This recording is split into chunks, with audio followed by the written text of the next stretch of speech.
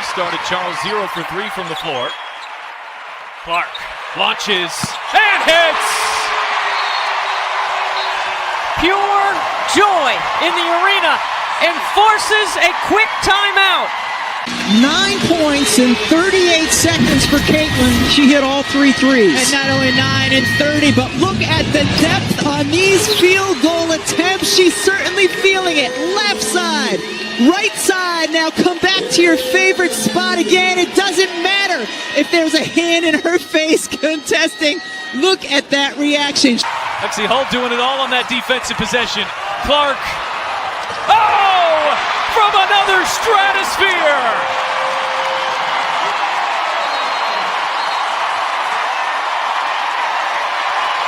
A little chatter, too, goes a long way from the logo back to defense.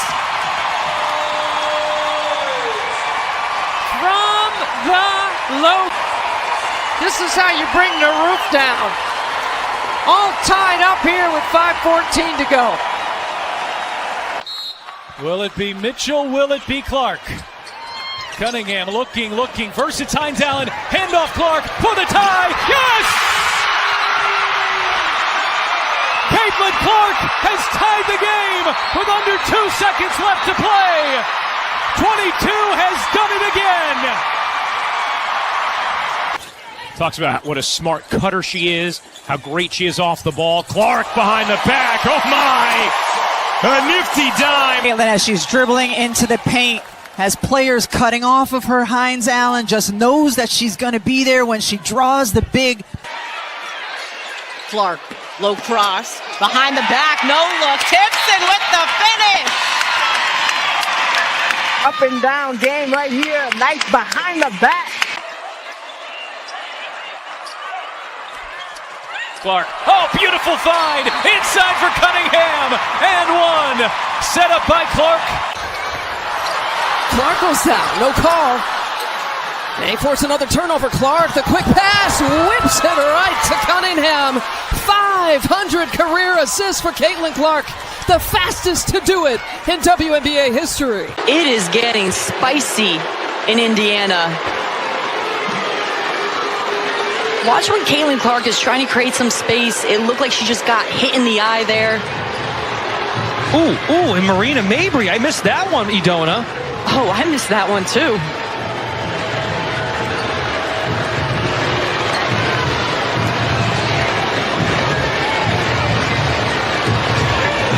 Yeah, it looked like Caitlin got hit hard. This is excessive.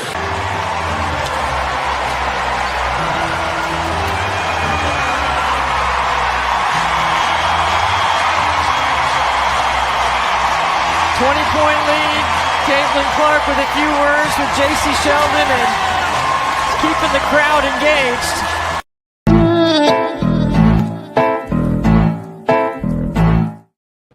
Yeah, baby, it's episode 96 of The Whiners on August 20, 2026.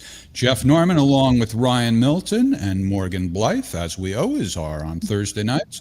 And tonight we're joined by Christine Brennan, a legendary sports commentator, columnist, the whole shebang. What a career. Christine writes columns on national and international sports issues for USA Today. She's also a commentator for ABC, PBS, and NPR. And she's the best-selling author of 7 books, including On Her Game, Caitlin Clark, and the Revolution in Women's Sports, now in its 4th printing, which Christine has proudly announced on her X feed. Congratulations to you, Christine, and welcome. Great to be with you, Jeff, Ryan, Morgan. Thank you so much for having me. And I think if anyone's watching, listening, hopefully many thousands are, there's the book. But you just saw the reason over and over again why Caitlin Clark is the one. She's, I know we're going to talk a lot about this, but, she's the high wire act at the circus. She's a basketball player, but she's really an entertainer. And what has happened with the WNBA and Commissioner Kathy Engelbert and all of the issues and problems that they have, a rudderless organization, leaderless basically, which is a shame that I have to keep saying that, but it's totally true. I like Kathy Engelbert and wish her well, but is that they've never gotten that. They've never understood that Caitlin Clark is different from everybody else. Everyone else is playing basketball, and Caitlin's chucking it from the parking lot, and it's going in. And that's Tiger Woods. And just as I covered Tiger, the length of his career, how fortunate and lucky I am to have had all these experiences in this wonderful dream of a career that I've had and still have, and hopefully for a while still. Tiger was an entertainer, and grandmothers who couldn't tell you the difference between a birdie and a bogey. On Sunday afternoons at the Masters or US or whatever, they would rearrange their day, these grandmothers, to watch Tiger play 18 holes of golf. And it's the exact same thing here. People who never gave the time of day to the WNBA, never cared about whatever, never cared about basketball, never cared about sports. They want to know where Ion is on their dial. Do we have Ion? Oh, we have Ion. What a surprise. Or how do we get Prime? Or, I guess they've got, ESPN and ABC and what have you. And they're rearranging their evenings to watch Caitlin Clark play. The parallels are extraordinary. And there seem to be so many people that just have such trouble with that. Facts are facts, guys. Truth is truth. Data is data. And it is Caitlin Clark. And that's the story that I've been telling for a few years. And I'm pleased to continue to report and tell it as a journalist covering one of the most amazing stories I've ever seen in my career. This is not a sport. Go ahead, Ryan. The thing is, just even going from the title of the book there, The Revolution in Women's Sports, I was thinking about this because, and I want to get to the entertainer thing, but her athleticism clearly must define a complete revolution or a standard for women in sports too, because she's by far a superior athlete as far as women go, but also she, as you've told in some of your book, in your writings, she competed with men too, and she did very well. Isn't that the case? Her athleticism alone, it changes the whole story there, don't you think? Oh, for sure, Ryan. She, because she was playing at an early age, she has an older brother and a younger brother, and she said they were tough on her, especially the older brother, of course. And she just wanted to be playing sports all the time. I actually can relate to that. I don't know, Morgan, if you can too, but, I was playing with all the boys growing up. I'm 5'11" and a half, so I was tall really early, and the boys wanted to play sports with me, and I loved it. Now, that was a time when girls were not encouraged to love or play sports. I was lucky to have a dad and a mom, especially my dad, my own personal Title IX. That's a different story, but I that's how I grew up. And I got the confidence from that and the strength and everything that comes from giving kids an opportunity to play sports in this country, boys and girls. So there's that. But she was good quickly, and she played against the boys. And in fact, there's a great little story in the book about one of the Iowa men's basketball players. There's more current day, having been on one of those little peewee game leagues in a game against Caitlin Clark, and after the game ended, he his line then as now a current college player a couple years ago was, do all girls play like this? Are all girls like this? This little second grade boy or whatever kind of going, oh my gosh, did I just see? What has hit me? So you're right. The encouragement to do it, the sense that, hey, girls do this just like boys. This is coming after the 99 Women's World Cup soccer with, Brandi Chastain and the nation falling in love with women in baggy shorts and baggy, shirts and long, tall socks, not little gymnasts and leotards or swimmers, in swimsuits or figure skaters in sequins. No, this is, women dressed like men, the 99 Women's World Cup. Anyway, they were just like women too, but you know what I'm saying. And so now Caitlin's, born 2.5 years later, and all of a sudden this nation is just saying to our girls, go for it. And we've got this incredible talent that's coming out of Iowa, just loves to play, gym rat, practices all day, and played so many other sports. Soccer, she was great at soccer, all state her freshman year in high school, and could have been a great soccer player. And she said the angles she learned at soccer actually helped with her passing. But played everything, softball, tennis, I think the piano, anything and everything. But you're right. I think it's a combination of the right athlete at the right time and a nation and a coaching culture and a culture about girls and boys and how we look at them with much more equality. That's what Caitlin Clark grew up in. And Iowa also, women's basketball, the 6-on-6 girls basketball, which is long gone. But it was all the rage, and they would sell out in Des Moines, kind of like a Field of Dreams meets A League of Their Own or something meets Hoosiers, and they would play. They couldn't cross center line, which is ridiculous. Right. I remember you talking about that.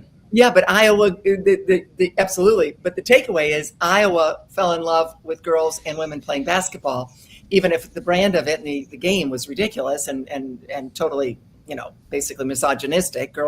Women can't run across, more than half court. Okay, that's ridiculous. But the love was there. So everything was in place for this one person. But you're right, the athleticism. I mean, Tara Vanderveer, the great coach at Stanford, retired now, told me for the book, she's her shot, those incredible threes that everyone saw at the beginning of the show here, her shot looks like a last second shot, right? It looks like she's heaving it up like, buzzer beater. And as Tara Vanderveer said, no, that's just her shot. There could be 20 seconds, 18 seconds left on the shot clock. It doesn't matter. Well, what's I'm not saying they're specifically misleading with her, but in general, when people make compilation videos, they sometimes don't represent reality. Like, let's say she had a terrible average. They could put together the few ones that she had, and people would get the impression she's hitting them a lot. What actually is her 3-point percentage? Yeah, right now, actually, it's really good. I haven't looked in the last day or two. I'm sure we can look it up real quick here, but it's better. I think she's around 30% or so, 33%, I think, somewhere like that. I noticed that a couple of days ago. Certainly, she's playing a lot better. That might be since the All-Star break, but she'll have games where she's 4 of 8. She'll have games where she's 2 of 10. Right. But if that balances out, of course, the crowds, you give them what they want. If they get 1 or 2, they're happy. Right. And that's what people want to see. And you can hear even in the away games, as we're speaking, there's an away game tonight that they're playing at Dallas. And it's, right, of course, moved from the 6,251 seat arena that Paige Beckers hasn't been able to fill up at all. And I love Paige Beckers, but 7 out of 20 times last year that was sold out, 6,251 seats. And they moved it to 18,000 American Airlines where the Mavericks play tonight because Caitlin Clark's in town. They've had a few other games there. Yeah. That's a phenomenon. Does that happen at all in sports otherwise, where the home team moves to a larger venue because the away team has some sort of a big draw? Is that unprecedented? I'm sure it's rare, but is it unprecedented? Well, I think it's unprecedented. I mean, from anything I've covered, certainly the men don't have to do it because they're already in the big arenas, right? So it's not like, right, Michael Jordan's coming to town, we're going to move. No, I mean, they're already in the biggest arena in town. That was the NBA. So, right, no, this started with actually before she was drafted, which is funny. I mean, this is again where everything was so clear to the WNBA what was coming, and they just blew it so badly. The greatest thing to ever happen to them. And by the way, I'm not saying the other players aren't great. No, it's just that they never got the attention that they deserved. And I was covering them in the 90s, trying to give them that coverage and attention, and I would get laughed at. And so now they're getting it. But yes, it started with Las Vegas Aces moved a game before the draft to the bigger arena in Las Vegas, and the Phoenix Mercury. This was interesting. Phoenix Mercury were moving to, where, the NBA arena there. And this was, again, right around the time Caitlin Clark was being drafted. So the Indiana game, they were moving for that game, even though Caitlin Clark wasn't officially an Indiana Fever yet. Well, the Mercury were putting on social media, and I put this in my book, the Mercury were on social media promoting the Rook against the GOAT, I think is how they called it. And GOAT, of course, was Diana Taurasi, who was at that time playing, right at the end of her career. And the Rook, of course, was Caitlin Clark. And so Diana Taurasi, and I know this rankles a lot of people when I say this stuff. Again, truth is the truth. Diana Taurasi couldn't sell out her own home arena without Caitlin Clark. And yet Diana Taurasi is the one that's kicking her in the shin saying reality is coming. When, of course, just awful thing for her to say, just ridiculous introduction to the vast majority of people who sadly never knew who Diana Taurasi was until they started following Caitlin Clark. And that was their introduction. Maybe not vast majority, but most, obviously more people getting their eyes on the sport, and Diana Taurasi's introduction to all those people. Not that she cares at all, and that's fine. And she can do whatever she wants. By the way, Caitlin Clark's jersey, it has surpassed LeBron James in terms of the most purchased jersey out there. I mean, that's how famous. she's breaking every Outsold everything. every Let's man. take a look. We have a clip. She just played in Toronto. We should say the team played in Toronto. And I don't think they moved it to a different venue, but this was the first time that Caitlin Clark played in Toronto, and it was a big deal. Let's take a look at how it went. But despite the loss, there were plenty of bright spots for the Tempo, including a full capacity crowd that came out to see one of the biggest stars in the WNBA. I haven't been able to come to Canada before, so I don't really know for sure, but obviously I see like a lot of people from Canada that are supporting, whether that's online or even when we're in our home arenas. Like there's people that bring signs that they're from all over the world, and some people that have come from Canada before and made the trek down to Indianapolis. So I think it's really cool for me anytime I get to go to a new place. And even when we were driving up on the bus, there was already people like waiting outside in my jersey. So like those are like kind of pinch me moments. Like those are moments you ever take for granted. And it certainly felt like a special night. Fans packed the building, traveling from near and far to see the Indiana Fever superstar take the floor. For the Tempo, it was a chance to continue growing the game of women's basketball in Canada. So we can talk over this. I'll kill the volume. This looks like it's well before the game. What's the typical scene, Chris, before a game? How early do people get there, and and how much time does she usually spend doing what we see going on here? They usually open the door and the gates, at I think an hour and a half to 2 hours before the game, and they know exactly where to go. Where the Fever, and by the way, they did move it. They moved from an 8,000 seat arena to the Maple Leafs arena. Yeah, right. And they moved two other game. They moved a game in Montreal too. It wasn't the first time, but this was obviously the biggest sellout by far. And in fact, it was so hot in there because the air conditioning, I guess, wasn't working because there were too many people in there. I mean, that wonderful problem. Not wonderful for Kelsey Mitchell, who had to sit out because I guess she was exhausted. He got to her. But the point being that yes, these fans. This is an away game for anyone who's just calibrating their brain on this. This is an away game, and this happens at every away game. When I was working on the book, which was her rookie year, but I've been around both a little bit last year and then this year too. They away or home. Now home, you understand, although again, it's massive. There's no other player that gets that kind of thing at home. And this is away. She is getting by far, you asked me how much time she spends. I've seen her spend 10, 12 minutes. When she was injured last year, she was going all the way around the arena. So she was probably doing 20 minutes sometimes when she was not playing, because she only played 13 games last year with the various injuries she has. She gets it. That's the other part of the Caitlin Clark story. And I tell these stories in the book. I mean, I now believe, didn't write this in the book, I believe it now. I think she is the most impressive athlete I have ever seen in interviews, handling everything, class, dignity, taking responsibility for mistakes, as she did a week or two ago, going on and on for 2 minutes about a mistake. I mean, Tom Brady's not doing that. LeBron's not doing that. Tiger Woods, oh my God, he would run the other direction. So she's human. She's human. Yeah. Well, she's human, but she's also so. But it's rare for humans, not just in sports. It's rare for anybody to admit they're wrong. I don't know why more people don't do it. Well, exactly. No politicians do it. That's for sure. That's true. No, you say it, but what we're saying on this highest stage, obviously the most famous female athlete on the planet, now that Serena is retired or whatever, Serena back and forth. And I think one of the most famous athletes, period, and one of the most famous people in the country. I mean, that's how big a deal she is, and obviously in Canada as well. That's not going to stop. That's only growing and growing because of the way she does the interviews, because of the Wilson ads, because of the State Farm ads, because, of course, here comes the Nike shoe in October. That's going to sell out everywhere, all the colors that she's, showing, the colorways, as they call it. It's remarkable. I've never seen anyone like it, which we call it the book, the revolution in women's sports is the subtitle, because this is the one. This is the one, and I know people get mad at me, and there's probably people right now like throwing things at their screen. Folks, show me another athlete in any sport, but certainly in women's sports and then women's basketball. We didn't even get to the controversial stuff yet. Hold on to your hat. Sure. But before we do, I want to ask Morgan, because we were chatting before Ryan and Chris joined us, Morgan and I, and Morgan was saying she's not really a basketball fan. And I said to her more or less what you said at the outset, Christian, except you were a lot more articulate than I was.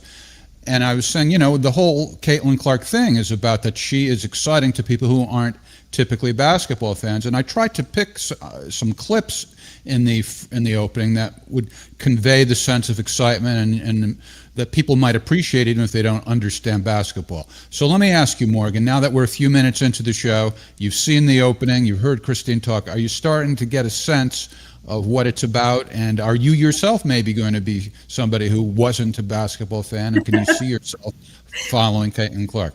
For me as a personality, I just the sports. I'm not much into it. Like I barely watch the Super Bowl, any of that. That's just kind of my personality. But I've always known about Caitlin Clark. She's been in the media and her presence. I have a question for Chris. Do you think that the recognition that Caitlin's bringing to the WNBA is going to stick, or is it just because of how special of a person she is generating this fan craze? Great question, and I think it's going to stick as long as Caitlin Clark is playing. This is her third season. She's talked about, who knows, 10, 12 years, 15 years. We have no idea what the future holds. If she's playing, it's her. It's Caitlin Clark in the sense of, like, as I said, Paige Bueckers couldn't, only 7 times out of 20, people say Caitlin and Paige or Caitlin and Angel, right? It's like, oh, there got to be other people that are equal to Caitlin. Not even close. Paige and Caitlin aren't even in the same stratosphere in terms of that kind of, drawing power for just the casual fan, or maybe even the person who hasn't spent a lot of time watching, much less even the basketball fans. And this infuriates our friends at UConn because, of course, they're like, well, we're the ones that, gave you women's basketball at the highest level. Yes, absolutely. Incredible national titles, great teams. But no, it's an Iowa person. It's Caitlin Clark. It's not Paige Bueckers. And so does it translate? It's the attendance is up. The Valkyries in Golden State, they actually have more home attendance than the Fever this year and last year because they have a big arena, but they also are selling out. So in some pockets of the country, in some places, absolutely, it's translating and it's helping to grow. And you don't even give Caitlin Clark a ton of credit for the Golden State because there's such a wonderful fan base of women's sports, women's team sports, obviously going back to women's soccer, Stanford women's hoops, et cetera, in the Bay Area.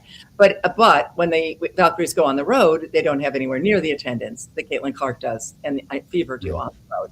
Right, which is worth millions and millions of dollars, and it's a lot of resentment. So let's talk about the resentment and the officials as well, the referees.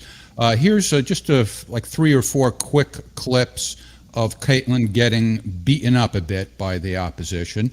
And one of the clips we saw in the opening already, but in case folks didn't see that, they'll see it again now, and about 3 others. And then I want to get your opinion on this. Watch when Caitlin Clark is trying to create some space. It looked like she just got hit in the eye there. Ooh, and Marina Mabry. I missed that one, Idona. Oh, I missed that one too.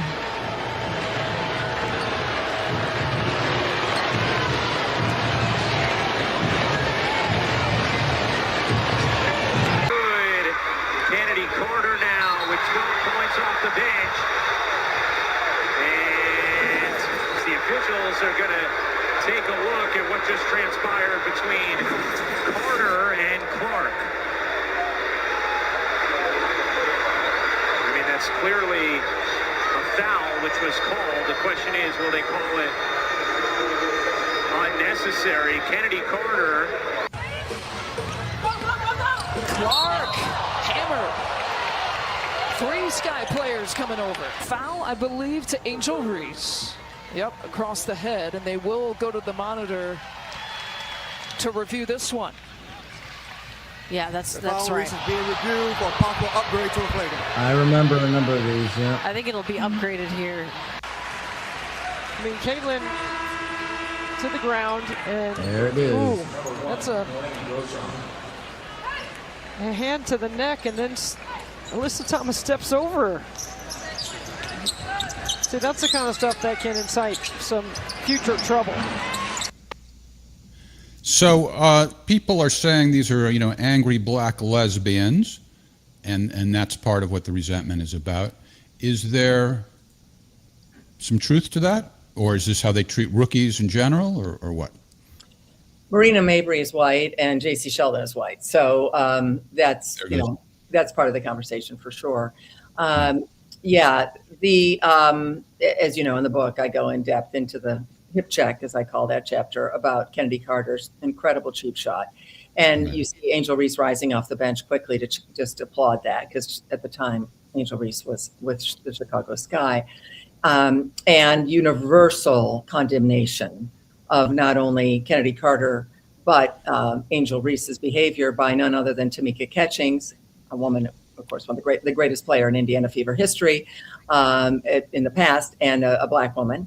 And is quoted throughout the book, and just condemning all of that. So I don't necessarily want to say, I as a journalist, I will say what I know, and I will also tell you if I don't know something. I could not report for sure that it was all racially based, and clearly Marina Mabry is white, J.C. Sheldon is white, and what's happened with J.C. Sheldon and Caitlin Clark is a rivalry that goes all the way back to their beginning days in the Big Ten.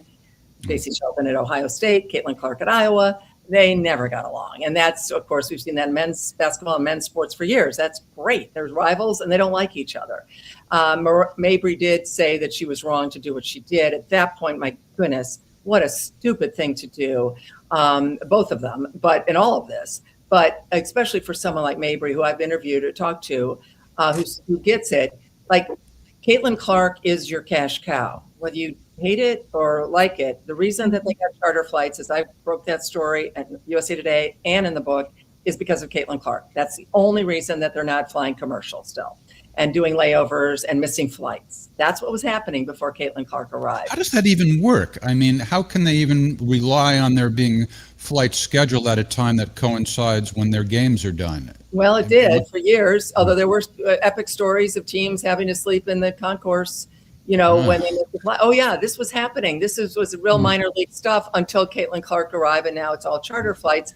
So Marina Mabry is this literally turning Caitlin Clark into a pinball, right? Just plowing into her like a freight train. Luckily, she wasn't injured, although we'll never know if all of these hits didn't lead to some of the problems she had last year and even this year with her back. But the other thought there is the new contract. They're all making so much more money than they were, again, because of Caitlin Clark's arrival. Obviously, other great players. There are other good things happening, as I mentioned, the Golden State Valkyries. But that's so Mabry. Well, let me ask you, that pay change out of her wallet. You see what I'm saying? This is how ridiculous these hits are. You did ask a question I'd like to answer about, the men's, this is the rite of passage. And I've had that question over the years, book tour, whatever. Great question. Very valid question. And men's sports and other women's sports too. It's like, hey, rookie, welcome, right? Here's the question for everyone who says, oh, this is what happens in men's sports, deal with it, right?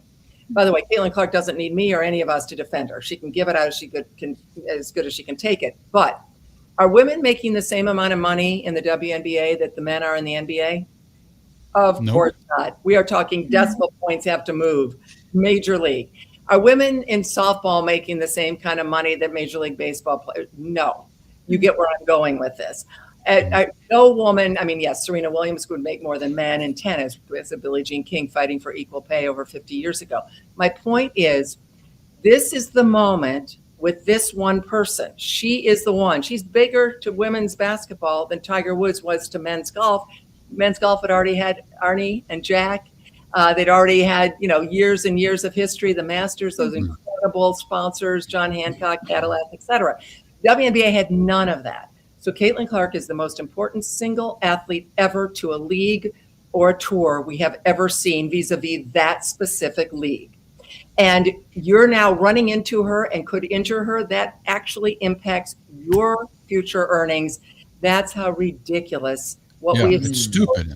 She never missed a game in college, right? And only one game, I believe, in high school. She was very injury-free.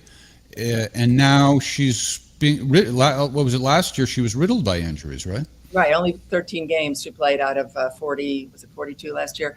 But no, missed, and then mid-season was gone. Yeah, and we saw the ratings. Again, without her, the question you asked a few moments ago, Morgan, about the future, I will say this, for the older players who are, angrier or jealous or furious that they didn't have what she has, which, by the way, I, as a journalist, was working hard on those issues. I wish they had all gotten that. I wish that Maya Moore had been Caitlin Clark. I wish that Cheryl Swoops had been Caitlin Clark or Shelma. They weren't. The country wasn't ready for it yet. Again, Caitlin is one, just a superstar. As I mentioned earlier, the entertainment value of Caitlin Clark and how she brings, men running to the TV in a way that no men would ever do for women athletes. Yeah, I'm in that category. Yeah. But when those women age out, so the women in their mid to late 30s, the Dewana Bonners who couldn't, handle it and left Indiana. Diana Taurasi is gone now, but like Caitlin Clark, reality is coming. Well, yeah, reality was coming for Diana Taurasi. She couldn't have been more wrong. Gino Auriemma, the anger, Caitlin's not built for this, she's going to be, on and on. Gino Wen, I've got all that quoted in my book. Wrong. I mean, and I like Gino. We text, we talk every now and then. So what I'm saying is when that moves on, when a few years move and you get the Juju Watkins and the wonderful young women who know Caitlin, who love her, who want to be on the receiving end of those passes on USA Basketball, which we're going to see next month in Berlin at the World Cup. Paige Beckers and Caitlin. Paige has admitted, she's had some tough times when she was Caitlin before Caitlin, and of course now is not at all. But Paige is going to love it when Caitlin's passing her the ball at the World Cup. And so those women, then I think that's when maybe we'll see spectacular passer. Yeah. There was another eye-poking incident, and actually you, Chris, our beloved guest, got ensnared in a controversy connected with that. Let's take a look. This is Dejanay Carrington going up against Caitlin Clark with an eye-poking thing, and then let's get into the hot water that you found yourself in, which was ridiculous, but I guess you came out of it okay. Let's take a look. Pain after she caught that finger. Hold it. What's going on? I'm sorry. Let's try that again. Right around it from Carrington with no whistle.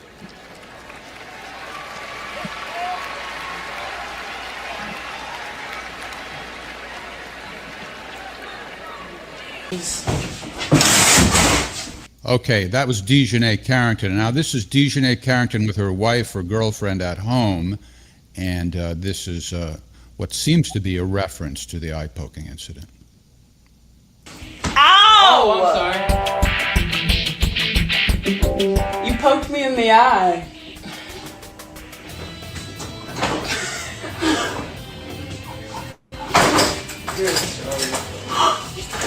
You're a 8-year-old. You did. I did not poke you. Did you do it on purpose? I did not poke you in your eye. Did you do it on purpose?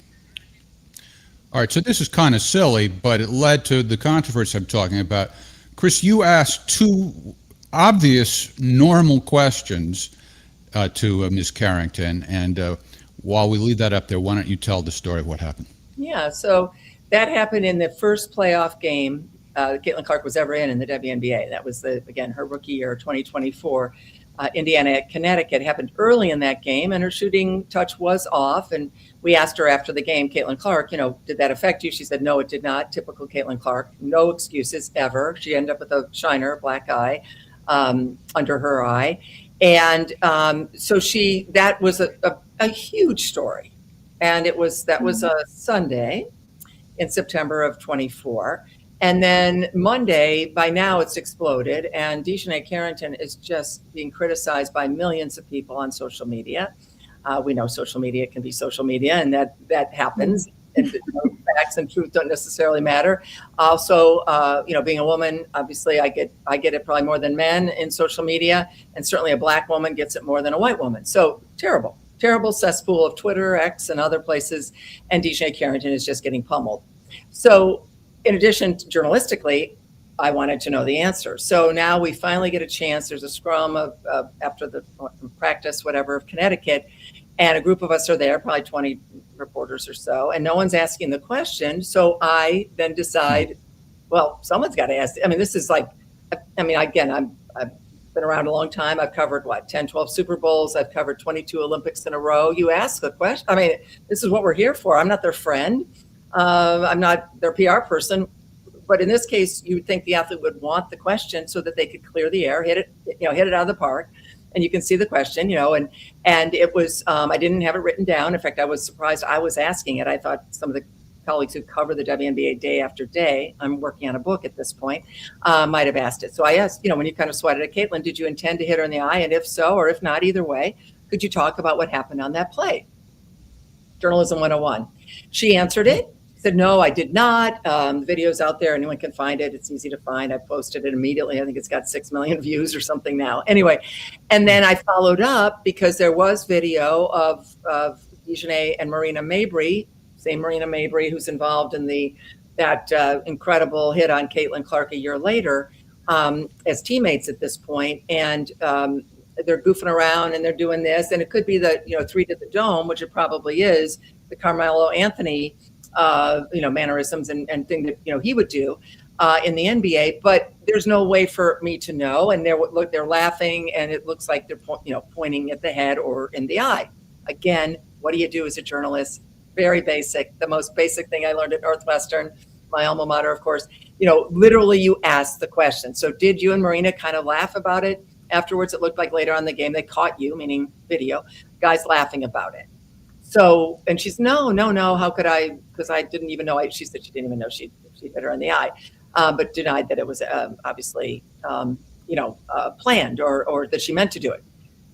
So immediately, within a few minutes, DeWanna Bonner, again, the teammate that then had trouble with Indiana the next year when she was there, comes over to me and says, why are you attacking my teammate? And I'm like, attacking? I've had NFL players get mad at me. I've had owners not want to speak to me. I mean, this is normal stuff. No worries. I tried to shake her hand like 3 or 4 times. Never wanted to shake my hand, introduce myself. I didn't know her. And then I also, wanted to show her the questions. I said, here's the video. Do you want to see it? Nope. So they didn't want to know what had happened. They just wanted to be mad or angry. That's fine. That's right. Absolutely. That was Bonner. But then pretty soon the entire locker room is all upset at me. Okay. That join the club. I'm not making light of their anger, but their agents or whoever have failed them so miserably. They don't understand that you want that question from a journalist, especially maybe a journalist who's been around a while, so that then you can explain to people and shut up the millions and millions of people who are criticizing you. But no, didn't understand that at all. And then as you're referring, that was Tuesday. And then Indiana lost the second game. They were out and I was at their exit interviews in Indy, and then was flying back home. I was in an Uber cab, whatever, going to the Indianapolis airport to come back to DC. Season's over. And I see someone text me something and I'm thinking it looks like a joke. And it's that the WNBA Players Association, the Players Union wants to have me banned for asking those questions. And it obviously wasn't a joke. USA Today immediately, of course, defended me and said, this is exactly what journalists do. And this went on for a couple of days. It became a huge story. Wonderful. Jake Tapper's producers immediately called and said, hey, Jake wants you on to meet, to talk about this. Clearly, the defense of a journalist is it's an honor. People want to ban you. It means you've done your job, frankly. You don't seek it. Yeah. But yeah, I mean, it's a feather in my cap for sure, even though, again, I did not seek that. I just wanted an answer. And we then, of USA Today, immediately requested a credential for the WNBA finals for me, and I got it, to prove that they failed miserably. Of course, they did not ban me. And that whole controversy is in the book. And an excerpt, I mean, this is how life works for those who think it's like terrible that something's happening in any part of your life. I think this is an example for people. So that we did an excerpt of that chapter about what I've just told you, and there's so much more to it. Dejanay Carrington yelling at people behind the scenes. It's a real mess.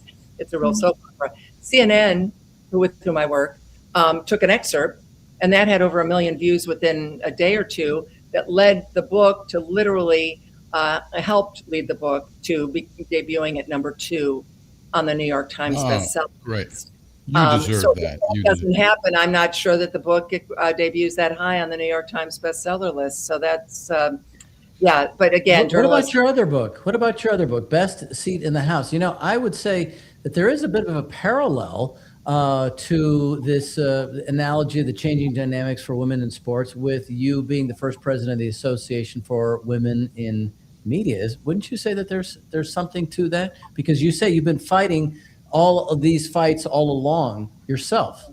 Yeah, Yeah, especially when I was coming out of college in the early 80s and you didn't know if you could do your job or not by going in the locker room, which I know some people even might, watching us, listening to us right now, would laugh, oh, the locker room. Well, it's the workplace. It's a very strange workplace.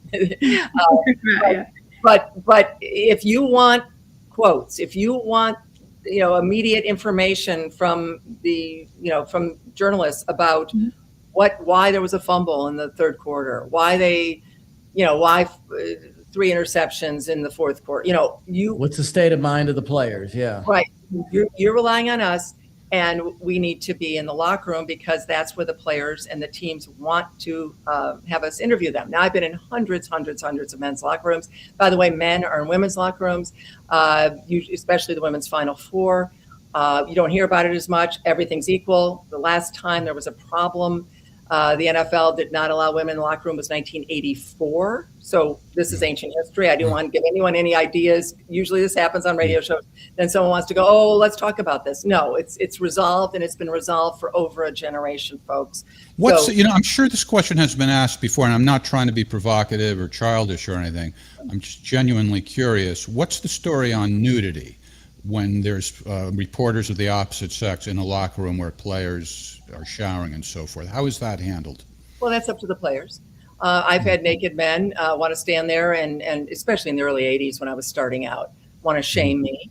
I never had anything thrown at me. Wonderful women, tell stories that are my age, a little bit younger, a little bit older, having jock stripes thrown at them, towels thrown at them. Yeah, horrible stuff. Or the one case that you reported on of assault, that happened in the past too with some reporters. But aside from when they're mistreating you, I mean, if it's just normal, are athletes typically naked in front of reporters of the opposite sex? Does that happen? And I'm absolutely happy to answer that question. People wonder and ask. Well, first of all, I haven't been in a lot of locker rooms recently because I cover the Olympics where there's no locker rooms. Obviously, that's that's security 101. I mean, terrorist attacks.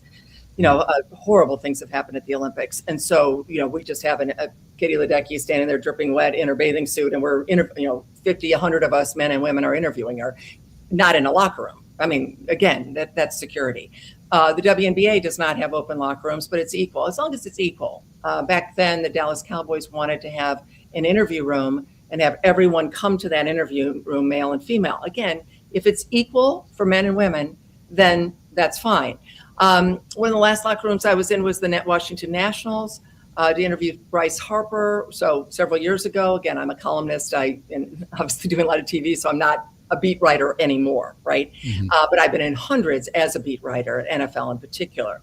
So just giving you the lay of the land of several years ago when Harper was still with the Nats, the players all know we're going to be in there, men and women. And most of my male colleagues are not happy either if they have to talk to naked guys. This is, it has nothing to do, but the players are so used to this. Again, we're not talking about 81 or 82 or 83. We are talking about men now in their 20s who've grown up with their sisters maybe being better athletes than them. They've grown up respecting women in a way that their dads and their grandfathers never did. Yeah, it's a transformation. Right. Well, but hello, America. We have 27 women in the U.S. Senate. We had 1 or 2 30 years ago. This is our country. This is Title IX. This is women, taking over the nation slowly but surely.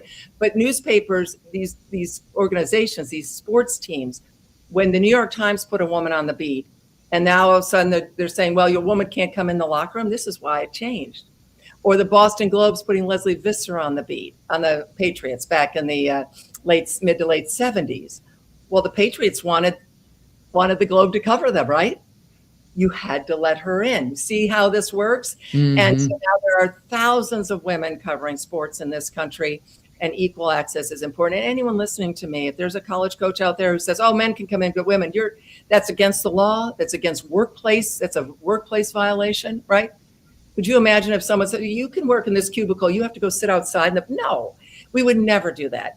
So as far as Bryce Harper, he was fully clothed. Max Scherzer was fully clothed. Everyone's because they're in the People know it's going to happen, so they change. They've known. Yeah, I'm not squeamish about nudity, but I'm just aware of what societal attitudes are. So it seems just odd to me. So let me just to finish up the thought, Jeff. It's a very valid question. I'm happy.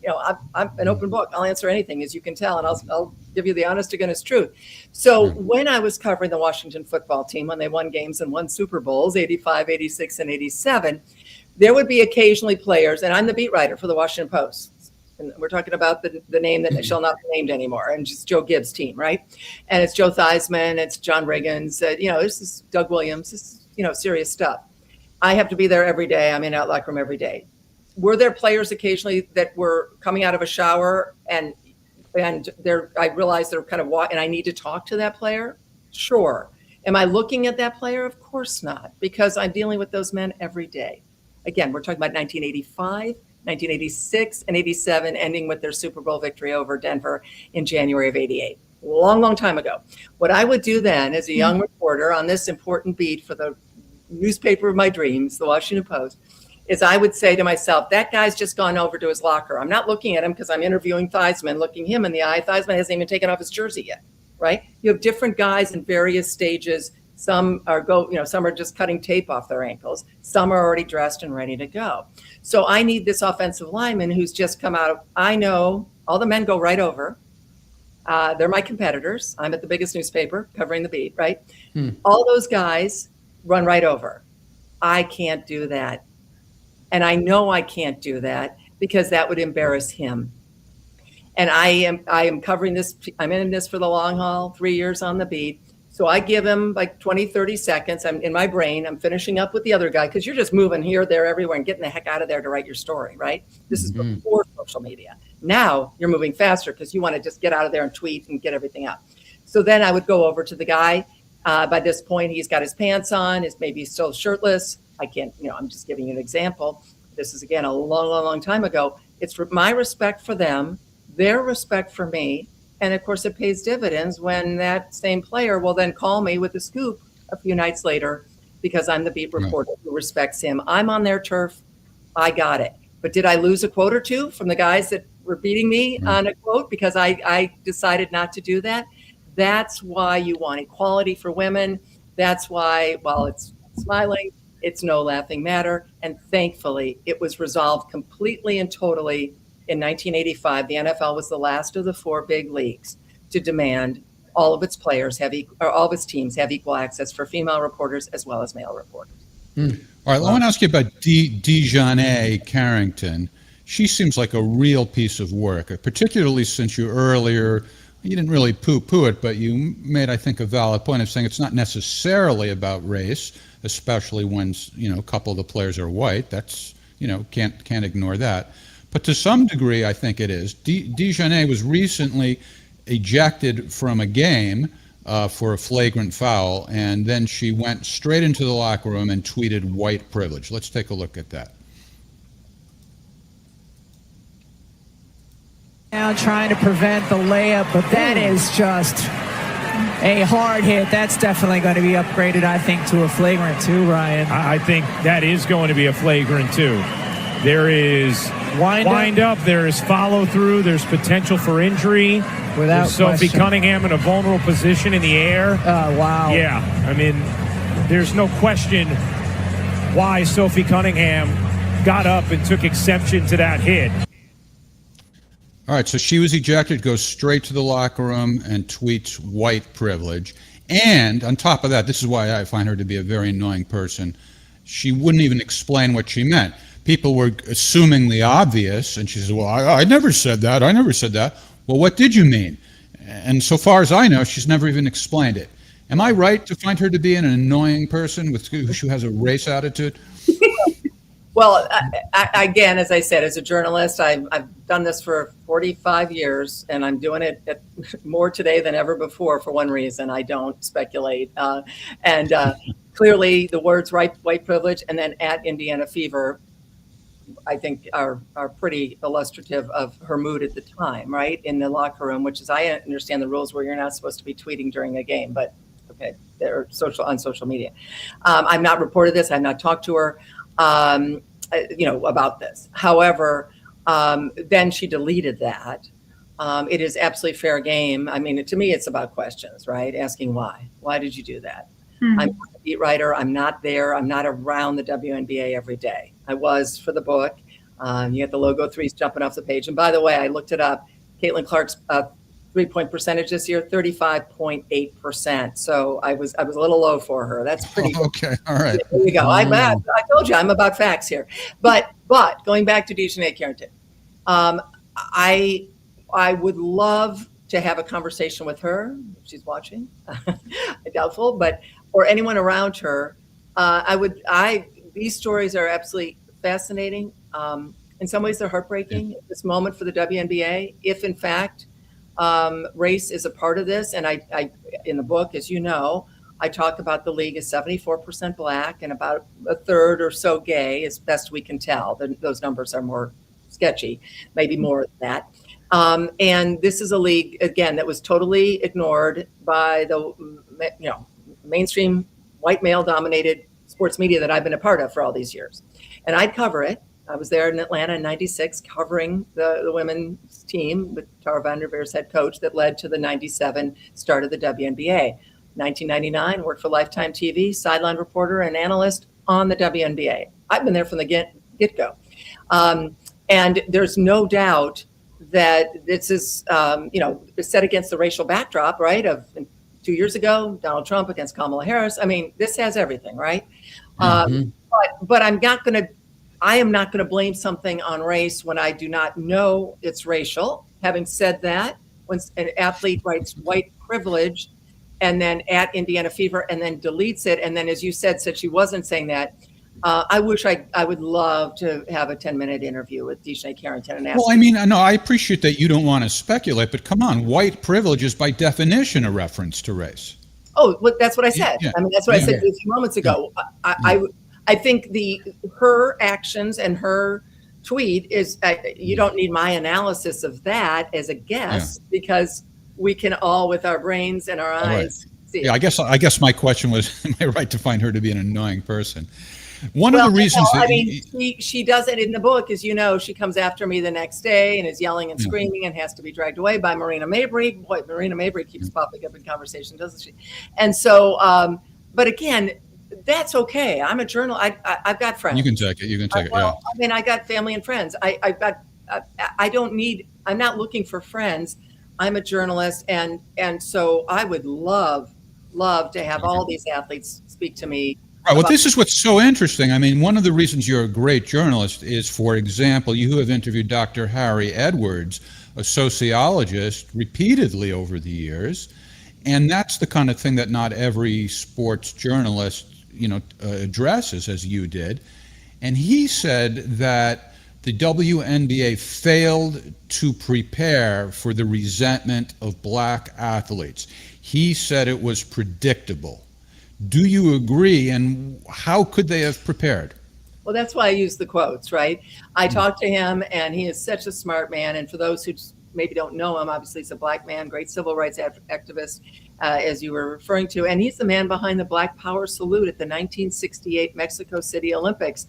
The two U.S. I'm old enough to remember that. Yes, vaguely, but we certainly, even if you're not old enough to remember it, like others. You've heard about it. Yeah, you've heard about it. That's Harry Edwards. He loves Caitlin Clark. How about that? He loves Caitlin Clark, loves to watch her play, thinks she's terrific, thinks she was absolutely, this is, again, on her game in the book. I hate to keep mentioning it, but this is where my reporting is on all this.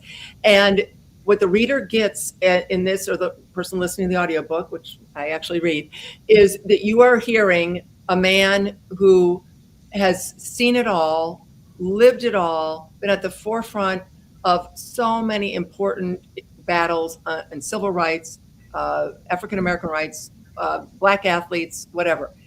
And when I say whatever, I don't mean whatever. I mean, it's amazing what Harry Edwards is. It's just everything. That's your point. You mean et cetera, et cetera. Et cetera, et cetera. Harry and I are friends, and I could not respect anyone more in what he's done in his career. Hopefully that's crystal clear. So then, as I interviewed him for the book, he talks about the failure of the WNBA and this is getting to, again, why I'm not going to guess, and I'm not trying to be coy at all. I am going to stay in my lane of facts, which is a pretty nice lane to be in as a journalist. And when I quote Harry Edwards in the book, and he's talking about how they've been toiling for so long without the attention, without the crowds. We know that. Again, everything we've talked about with Caitlin Clark, it wasn't happening before. And this is a white woman from Iowa. And of course, she's a white woman from Iowa. That's who she is. And she is great. And she is making more money for everybody. And they're all getting those charter flights, as I said earlier. Caitlin Clark is the reason. And Harry Edwards is the first to say, this is great for the WNBA. But we can all understand, having been in a workplace where you're in your cubicle, forget race, forget gender for a minute, just you're working, and the new person comes into the office and everyone's in love with the new person, right? And well, hey, what about me? Am I chopped liver? I think everyone understands that workplace scenario. That's what was going to happen here. The WNBA's utter failure, Kathy Engelbert's utter failure, any type of, even Adam Silver, NBA commissioner. Obviously, the NBA owns about 60%, either the league or some of its owners of the WNBA. Adam Silver is Kathy Engelbert's boss. Where on earth were they to say, not these women, these great athletes who've already been in the WNBA, toiling in mostly obscurity, hoping to make a fair salary. Why was Brittany Griner in Russia? It wasn't to hang out with Putin or the great weather or the great food or the ambiance of Moscow. Oh, no. She was there to make more money because the salary, she was making like $240,000 as one of the biggest stars in the WNBA. She could make probably $1 million from one of the oligarchs in Russia for a few months. That's why she was there. So all this is happening. Here comes Caitlin Clark, and it's fantastic. Nonetheless, these great women, Title IX athletes, college graduates, they're not damsels in distress, but this was going to be such a unique situation, right? Anticipated, and what Harry Edwards said, because I'm sure people are saying, well, what should have happened? Well, here's what Harry Edwards says should have happened. That's what I want to hear. I mean, it's totally understandable, but I'm just curious how they had a drum circle and sing Kumbaya. What would they? Right. Yes. That was not shockingly one of the suggestions. Harry Edwards, it's actually the technology we're using right now. Zoom calls, conversations on the phone, have meetings. Talk to the players. Just talk, yeah. Harry Edwards said he would have been so willing to chat with any players anywhere. Like, you know what? I'm a little unsettled. I'm now extrapolating here. But, gosh, I've been doing this for 5 years. I didn't make any money. Here comes Caitlin Clark, and they're already selling out. They're moving to the new arenas. And what about me? And that's a human reaction. I think we can all understand that reaction. Right. Then anticipate that. Harry Edwards does a Zoom with 10 players. Again, not because they're weak, no, but because this was so incredibly unusual. Work through it, talk about it, be prepared for it. You had a couple months. You knew when you look at, Ohio State and Michigan, my alma mater, Northwestern, a smaller arena, University of Maryland, our family stood in line. You've got people standing in line for 8 to 10 hours outside of huge Big Ten arenas in January and February, like it's a Beyonce concert or Taylor Swift or Springsteen. And they're standing in line to watch a woman play basketball, a sentence I still cannot believe I just said right now. And then this is all coming to the WNBA, and you are completely unprepared for the moment. That's what the book goes through. And I'm very proud as a journalist, guys, to have foreshadowed in the book, foreshadows everything that's happening this year. It's the same thing, that utter lack, that rudderless, leaderless league, sad to say. And we know this, when you have a void, when you have a vacuum, what enters the vacuum, right? Aggression and anger and all the stuff we are seeing involving Caitlin Clark. And that's the shame of it. And that's what Harry Edwards said he could have tried to help out with. Here we are in year 3, and they're still dealing with all of these issues, unfortunately. So now you also cover the Olympics. So with everything you've said, what happens with the next Olympics and Caitlin Clark? Does she play? Well, that is, and I again hate to sound like a broken record, but the Olympic snub, I broke that story as well. That's right. That's why I'm bringing that up. Yeah. Yeah, and had a source who read me the list, and Caitlin Clark wasn't on it, and I broke that night in June of 2024. Shocking. Mm-hmm. And obviously very critical of this decision then, very critical of the decision in the book as I tell that whole story, and very critical today. They did the World Cup, which is not the World Championships or the Olympics, but it's close. The World Cup is like a World Championships. It's the biggest thing in women's international basketball this year. It's coming in a couple weeks in Berlin.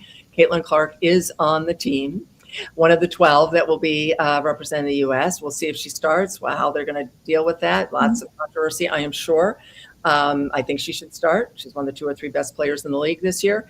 But we'll see what happens. Her coach, Stephanie White, is one of the assistants to Carol Lawson, who is the Duke women's coach and the former Tennessee star. And that's the head coach. So this is halfway between, we're more than halfway now, between Paris in 2024, LA, the Los Angeles Olympics in 2028. Obviously, if Caitlin Clark is not injured and is playing like this, which why would she not be playing like this? She will be on the Olympic team. I'll stay on that story. Yeah. And that was all about, again, the jealousy and the anger and whatever of the old guard not wanting Caitlin Clark to be on the team and wanting to give Diana Taurasi a going away present. Unbelievable. I cannot still believe that I'm saying this. Give her her 6th gold medal. Put Diana Taurasi. She had nowhere near the stats that Caitlin Clark did at the time they picked the team. Dawn Staley was one, of course, the South Carolina, great coach there. Dawn Staley was one of the people on the selection committee for USA Basketball that did not put Caitlin Clark on the team. Then in Paris, she goes on NBC with Mike Tirico and says, gosh, if we'd only known what we know now, we would have put her on the team. Dawn, you knew then what was going on, and they failed miserably. They wanted to give Diana Taurasi that one opportunity to get a going away prize. The Olympics is not a going away gift. It's just absolutely stunning.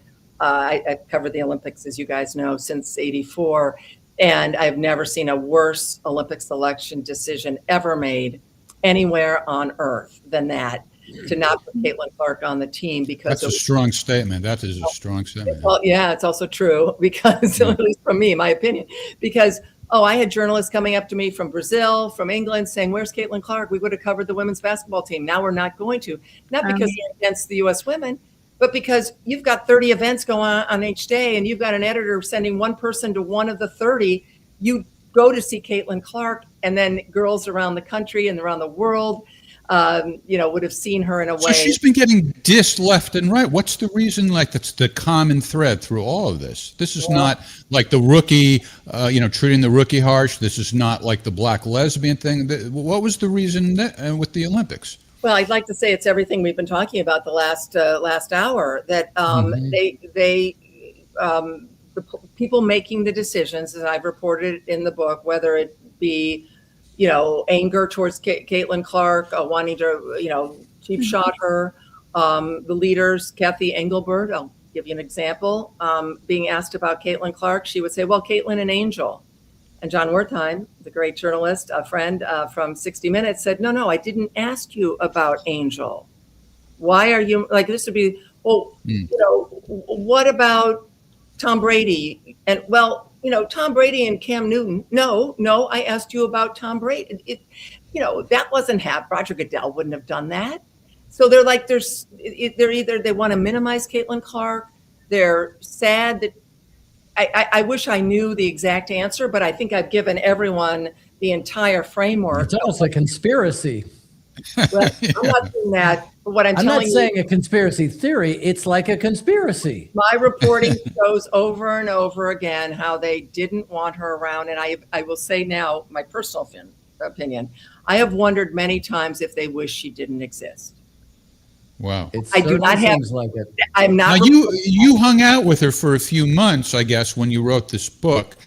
Can you clarify the difference between an authorized and unauthorized biography? I always thought that if somebody gives you the subject of the book gives you their permission and they cooperate, that's what we call an authorized biography. And it seems to me that she did give you her permission and she did cooperate, but you call it an unauthorized biography. So I'm confused. I'm glad you asked. And yes, unauthorized sounds ominous, doesn't it? Yeah, it does, but it's perfectly legitimate. It just means you don't need the person's permission, and people do unauthorized biographies all the time, right? Well, if anyone out there is reading a Abraham Lincoln book right now, or he didn't give this permission. Guess what? It's unauthorized, folks. It's what you want. You want a journalist view. Caitlin Clark is so it's fantastic. As I say in the book, she's 22 going on 40 or 50. Now she's 24 going on 40 or 50. I said earlier, the maturity, extraordinary, how she handles everything, taking the high road. I've never seen an athlete like this, ever. Name an athlete, not even close. She is it in terms of handling now 3 straight years in the spotlight, this fishbowl, that everything coming her way, and just spectacular. But I will say this, when after the Olympic snub, she said, "Oh, it's okay." That was her answer because she takes the high road. That's in the book. That's what she said in their press, availability a couple days later. It's all right. Good luck to the team. Well, because I'm a reporter and I talk to people, I talked to well over 100 people for this book. I can't even remember how many, on the record, off the record, whatever. Anything that's off the record or on background, I double check with another source. So everything, book's been out for over a year, and paperback's just out, and no one's complained about a thing. I'm very proud of that, and not surprised because I worked so hard to check and double check, triple check everything. But the Olympic snub. So I talked to Christy Sides, the head coach at the Indiana Fever at the time, and she said, as they flew back from Washington and the word came out, I think because I broke the story, that they were getting the word that Caitlin was not going to be on the Olympic team. When they got off the charter flight, the private jet, to go back to their cars to drive home, when they got to back to Indianapolis from the Washington Mystics game, Christy Sides in the book is talking about walking with Caitlin Clark, and that Caitlin felt like she wanted to go practice like right then. It's like 1 or 2 in the morning. She didn't say run through a brick wall, but she was just so upset and so angry about it. That's why you have an unauthorized book, because if I'd been working with Caitlin Clark, which means I would have been in business with Caitlin Clark, which is definitely a no-no, I would have never been able to cover her again.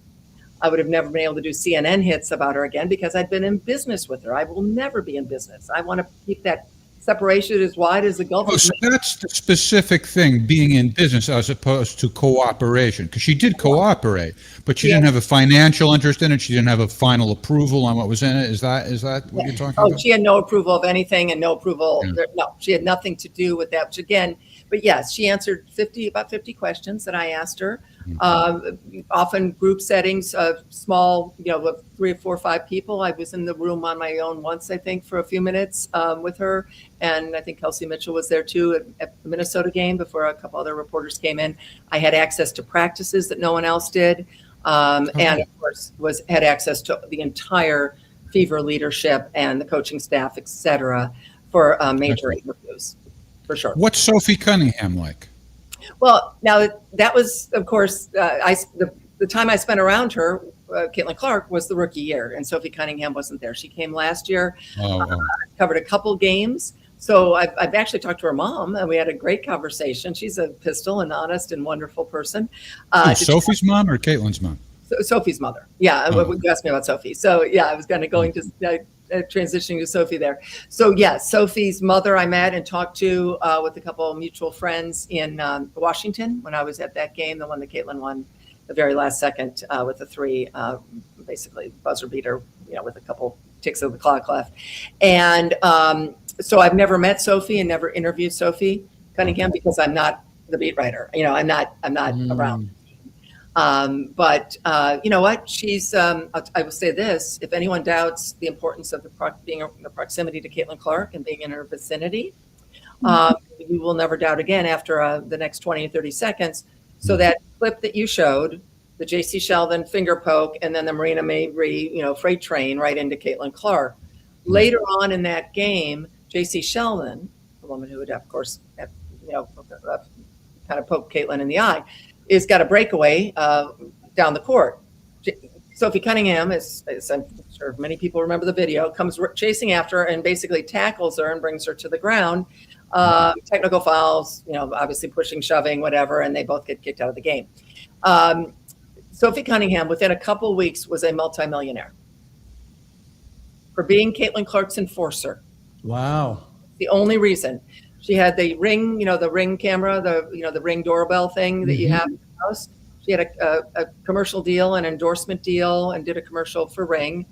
I've seen her on some retiring your college debt commercials. She had a podcast And she's literally one of the most popular, maybe the second most popular player in the WNBA to Caitlin Clark. And that's because she stood up for her teammate. That's Actually, I think we have that clip. Yeah, 1 or 2 seconds of her life. Yeah. Right. Change Let me everything. see if I can find that. I think we have it here. Yeah, we do have it here.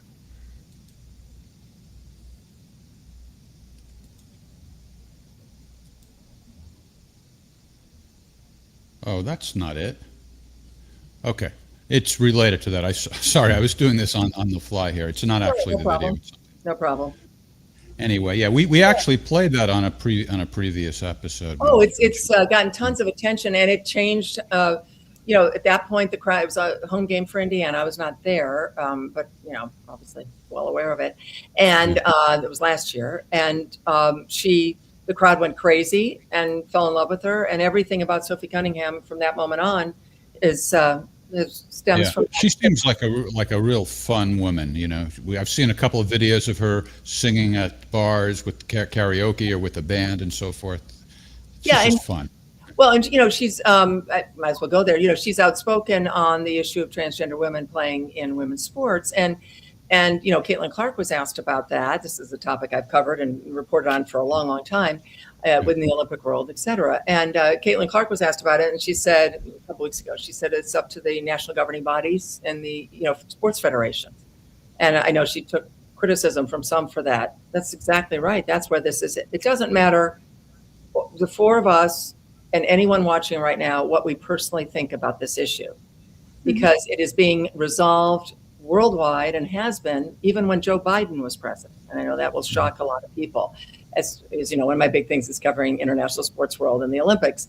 And in 2023, when Joe Biden was president, having nothing to do with the United States, both World Aquatics and World Athletics, that's the governing worldwide federation for swimming and the International Federation for Track and Field, that run their Olympic, eligibility for the Paris Olympics. That if anyone watched the Paris Olympics, this was already in place then. If you'd gone through male puberty, you could not compete in women's sports. Those were the rules in 2023 in swimming and track and field. So if you watch the Paris Olympics, that was in place. Now, there were no transgender women that we know of competing in the Paris Olympics, but there certainly were none in swimming and track and field, two of the biggest sports, because of the governing bodies ruling that. Since then, as you know, the election of Donald Trump as president, his executive order, then stating that same thing, basically, right? No trans women in women's sports and girls' sports. The NCAA, of course, then adopted that. The U.S. Olympic and Paralympic Committee, because it is chartered by the federal government, adopted that. The International Olympic Committee, first time ever, a woman president, Kirsty Coventry. I covered her 2004 and 2008 as a swimmer, a gold medalist at the Olympics. She is now the first woman ever to be running the all-male, old boys club of old boys club, International Olympic Committee. She came out in the last few months. Again, if you've gone through male puberty, you cannot compete in the Olympics. Each sport federation will then make that determination or follow that lead if they haven't, like swimming, track and field already did 3 years ago. And LPGA now is that. The WNBA has not come out on that issue. But all those players, Caitlin Clark and the other 11 from the U.S., plus WNBA players playing for other countries, all will be under those rules at the World Cup, the coveted World Cup in a couple of weeks. That, again, no transgender. Well, Sophie got a lot of flack for this. I don't even, frankly, I'm not even injecting my opinion at this moment. I'm just purely baffled. I don't even understand what the argument is against not having biological males play. And she got a lot of flack for just saying, well, isn't that the whole reason that female and male sports are separate? Well, certainly that's, yes, if we'd had just sports, we would not have women's sports, because men, your great female athlete and your great male athlete, let's say high school seniors or college seniors, right? Equal, great. In general, the male athlete, we're not talking trans here, we're just talking men and women. In general, your male athlete will be bigger, stronger, faster. I mean, in general, obviously, as we know, Serena Williams, I think herself said that she would never want to play a man because, what one of her top male competitor intended. And I don't want to see that. We don't want to see that. So the bottom line is what I'm saying. Whatever our opinions are, that's and that the issue is basically over in worldwide sports.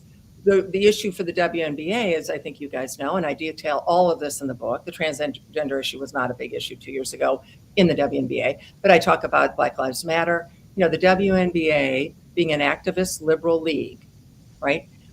They were a month ahead of Colin Kaepernick on the issue of Black Lives Matter. And most people don't know that. And I think that's instructive as I'm telling you that, to help explain why the WNBA is, they're in a real mess here, because WNBA leadership obviously does not want to necessarily go along with U.S. Olympic and Paralympic Committee, USA Basketball, which is going along with the USOPC, the International Olympic Committee, and FIBA, that is the FIFA. FIBA is the same as FIFA in soccer for basketball. So that's where the WNBA is standing because of their advocacy and the liberal leaning of so many of the players. And that's why this is so interesting, because it is interesting. I've actually, I still don't even know what their argument is. Well, I know what they're. I'll give you the argument is that, and it's an argument that many have had. But the nation, it certainly is changing. I don't know the percentages, but I know politics gets involved. Some of these elections because of the issue. That's not. That's not my. I'm going to stay in my lane. But what the issue has been is those who are for transgender rights, right? Then are, which I think, my goodness, equal pay, right? Equal opportunity, transgender men, women, whatever. But when the sports world, it has become more of a gray area.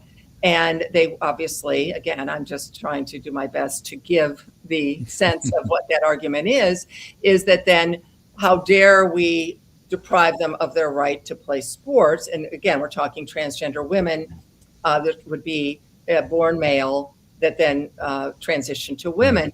Of course, the same argument is not really discussed, reverse, right? Someone who was born female to then play men's sports. And again, I think that's because of the difference in generally. Again, I'm just generalizing. Why not just start a transgender league? Just go that way. There aren't that enough players. Well, the transgender community, and I certainly talk to everyone on all sides of this issue, of course, the transgender community would say that's otherizing them. But here's where we're headed. I mentioned the World's Aquatics, the world's swimming body, right? And that they did this in 2023. They tried to have an open category. So in other words, men's swimming, women's swimming, and then open, which would be anyone else who wanted to get into that category. Right. They had an international event. No one actually came into the open category. This was not the Olympics. This was not, it was an invitational swim meet of some kind, or a qualifying event.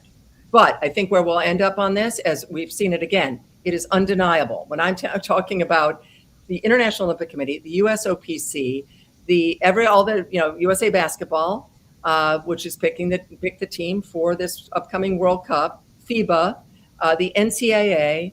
I mean, this is where we are on this issue, whatever anyone personally thinks.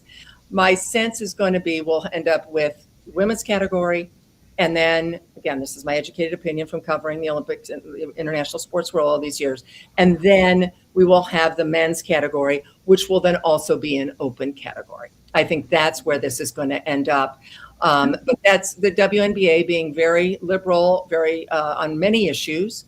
Black Lives Matter, et cetera. Yeah. And then I know we've already kept you past the time that we had planned, but there's so many controversies. It's like nonstop with this league. There's also the national anthem thing, this transgender thing. It's unbelievable. It's going to go on forever until these things. It takes a human cycle of learning and changing takes a very long time, and I think that's your entire career, Chris. That's what you've shown us. So. For my part, thank you very much for joining us. I appreciate it. I learned something. You're also a very engaging author. I did not think I would find the books interesting. I've read the one book, not this book, your other book, actually. And I thought, wow, immediately engaged. So you're a good storyteller. Thank you very much for your time. Thank you. I've enjoyed it. And I told you guys I could talk and blab with the best of them. But you know what? The issues are endlessly fascinating. They are. list. I am so fortunate to get to do this and talk about these issues. Love being on with all three of you. Thank you so much for having me. Well, thank you. The only thing I regret is we never got into some of these other controversies. I would love to get into the transgender thing some more and the national anthem thing. It's just nonstop, as I said. Let's do another one. All right, you talked me into it.